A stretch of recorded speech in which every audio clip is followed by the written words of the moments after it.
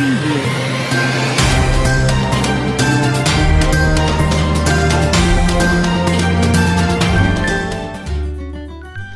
Salut à tous et bienvenue une fois de plus sur votre chaîne d'actualité.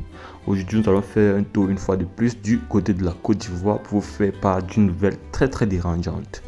Mais avant d'entrer dans le sujet, veuillez vous abonner si cela n'est pas encore fait et activer vos cloches de notification pour ne rien manquer des informations à venir. Alassane Dramane Ouattara officiellement candidat pour un 4e mandat. Ce deuxième mandat de la 3e République violerait-il la Constitution?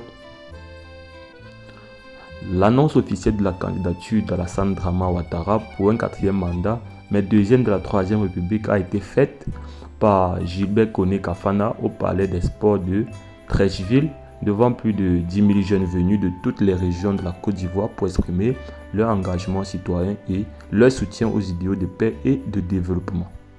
Cette annonce, pour la moins surprenante, lève désormais tout suspense sur la candidature d'Ado pour un mandat supplémentaire à la tête de la Côte d'Ivoire, mais donne du coup de la matière à polémique et à débattre aux spécialistes du droit constitutionnel, aux opposants et aux autres analystes politiques, bien évidemment sur une éventuelle autant pour moi, violation ou non de la Constitution ivoirienne.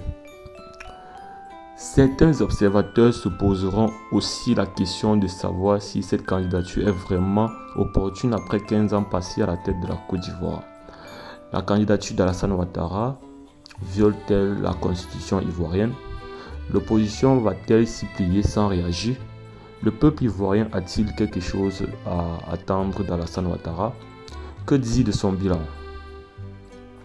L'annonce de la candidature du président Alassane Ouattara a surpris mais ne semble pas illégale au regard de la constitution ivoirienne de la 3e République.